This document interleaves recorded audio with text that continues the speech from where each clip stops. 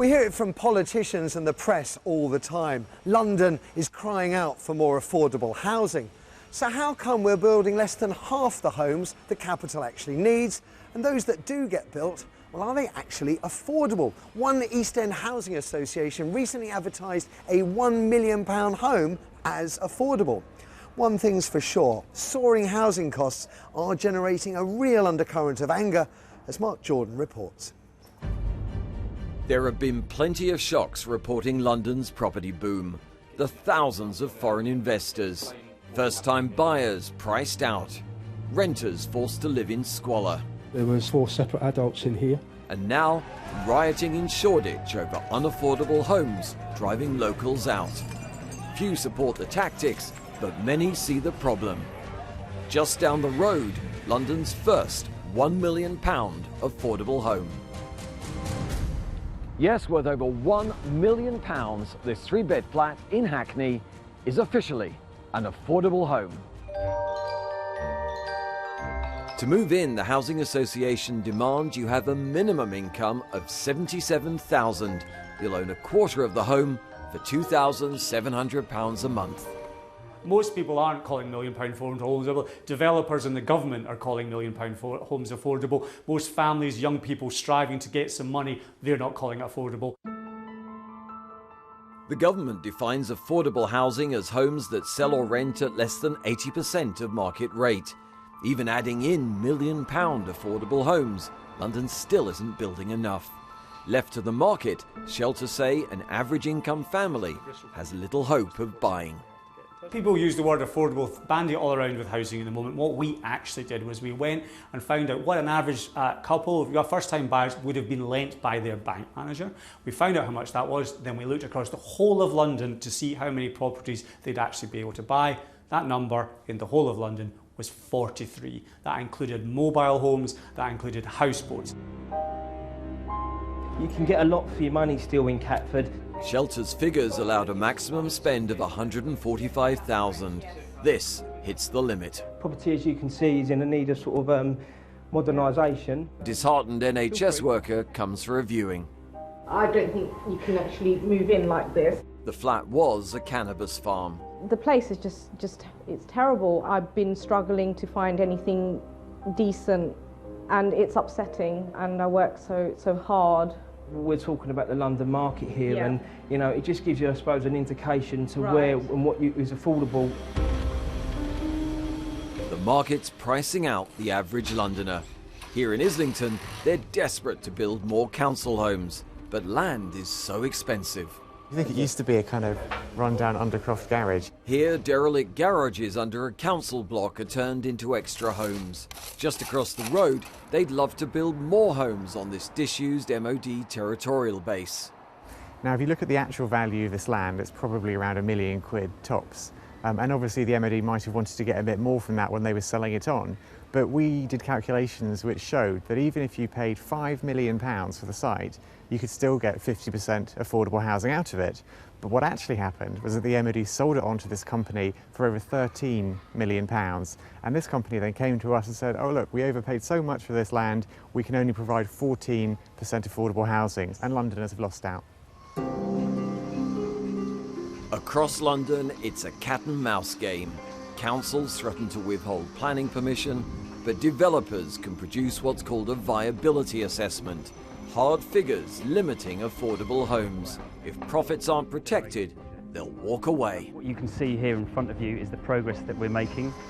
I'm on site at one of London's biggest redevelopments, Elephant and Castle. It's replacing the dated Heygate estate, a bygone vision of mass council housing.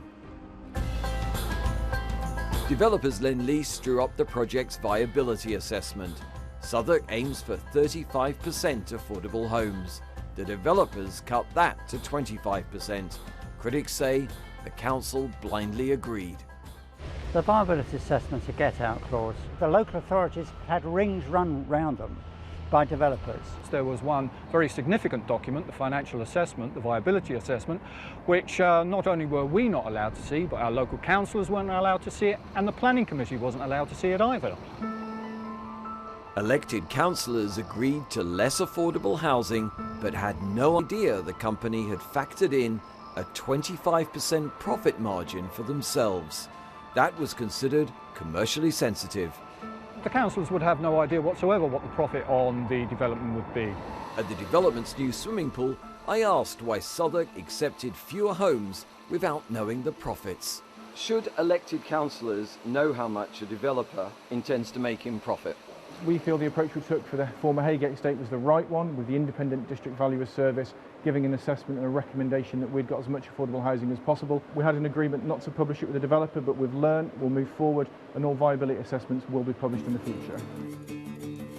Even studios in some parts of the new development now sell for over $500,000. Elephant and Castle, for better or worse. Over 1,000 council flats were demolished at the Heygate. Of the development's almost 2,500 homes, less than 100 will have council-style social rents. Another 500 will be a higher-priced affordable rent or shared ownership. The remaining 1,900 will sell at full market price. For the developers, the London market has been generous. Their 2012 viability study suggested homes would sell at £600 per square foot.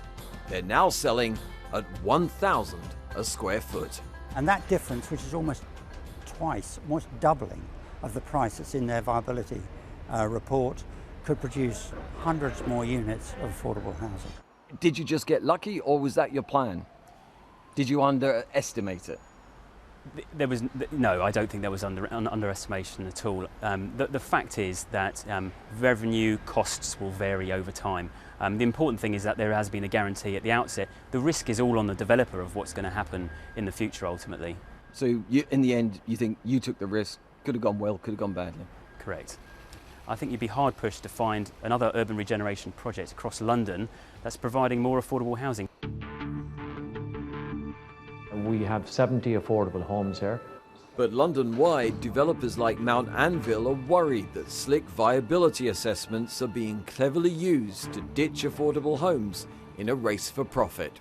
The viability system is a rat race to the bottom. What's happening in London at the moment is the developer who's got the best planning barrister can pay the most for the land because he's squeezing out the affordable housing and putting in more private housing, and land prices keep going up. The politicians need to make the call here.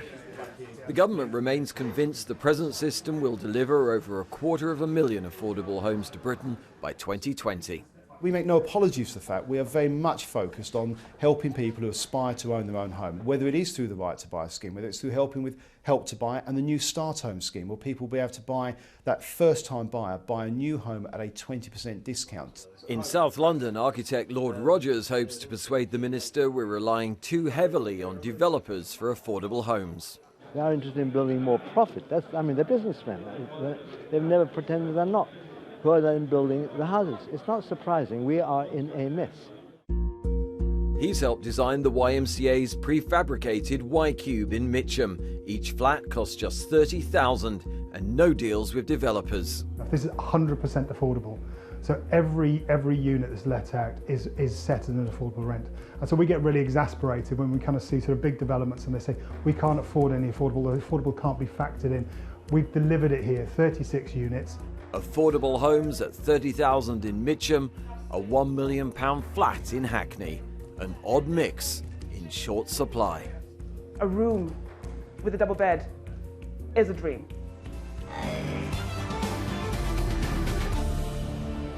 Mark Jordan